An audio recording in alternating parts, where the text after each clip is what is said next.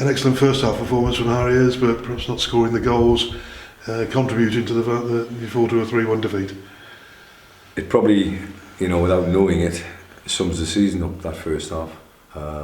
I can't answer that question, whether is the season or mirrored of the season's performance so far, because I've only been here for 13 games, but to not be 2 or 3 up at half time is probably the reason why we are where we are.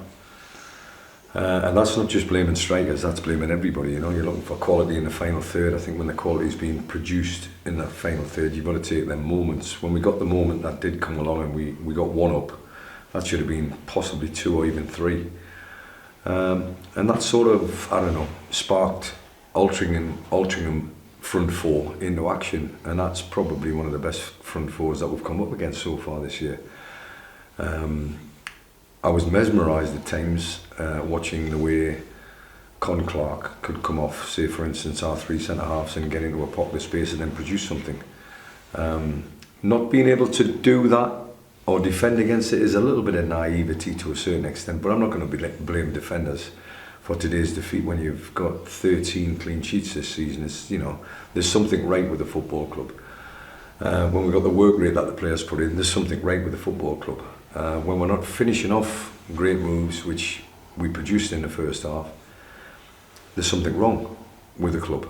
And it was my job to pick a team and pick a formation to be able to ask Altrincham sufficient questions in the first half, which we did do.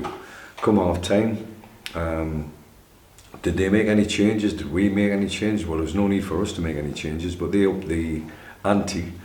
They stepped up to the plate in terms of the final third, and they've had 10 shots, 9 of which were on target.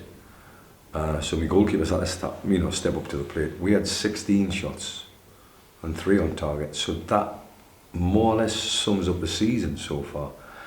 For only have 35, 36 goals from 42 games now.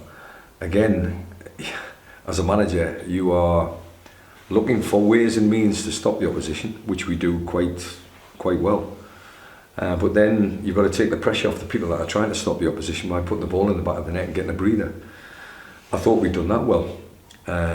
And when we did get 1-0 up, we just fell asleep at the back door, and uncharacteristically, 1 or 2 players that you normally can rely on just fell asleep at the wrong moment, and consequently we found ourselves level at half time. From a performance in the first half that warranted quite simply to be well in front.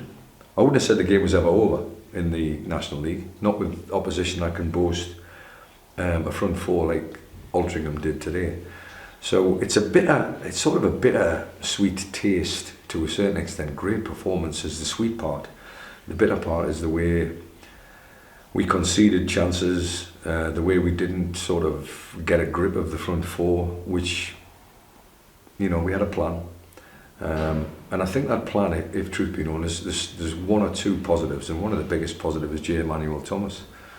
If we can keep him fit between now and the end of the season and get 4 games out of him, I think we've got a chance of scoring goals. He creates, he finds space, he's got the quality when the ball's at his feet, and if you can't live off that as a striker, then there's something wrong with you. You're going to get opportunities when he's playing. When he fell over the ball in the first half, which is very uncharacteristic of him, I was fearing the worst. But he managed to stay on the field of play, and I was begging myself not to make any changes. But when it goes to 2-1 and then 3-1, supporters are going to be asking the questions, why am I making changes? Why am I making changes? I thought the front 4 were doing okay, we just became a huff and puff. So I got fresh legs on with the last 10 minutes, and getting 80 minutes out of Jay, fantastic. I think that's the biggest positive I can say of the day. Losing the game 3-1, disappointed, but understand why we lost the game, and that's the main part. You look at the league table now, Phil, 4 points adrift. You get the champions on Monday, who have got a fantastic home record. Harriers are going to have to put on a hell of a performance to come away from there with something. It's true.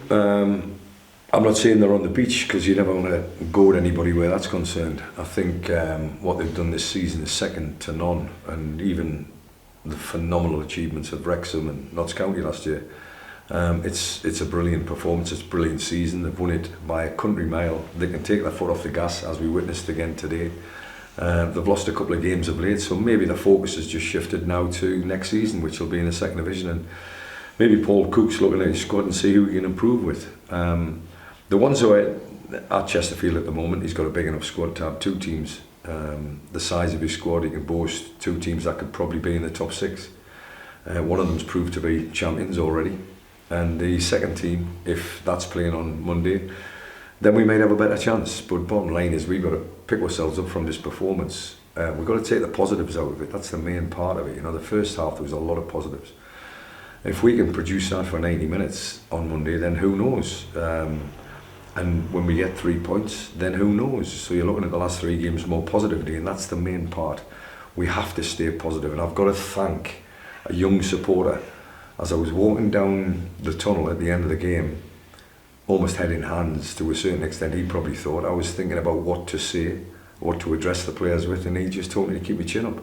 Well played, son. It really boosted me, because I was probably cutting a forlorn figure, and that's not my job.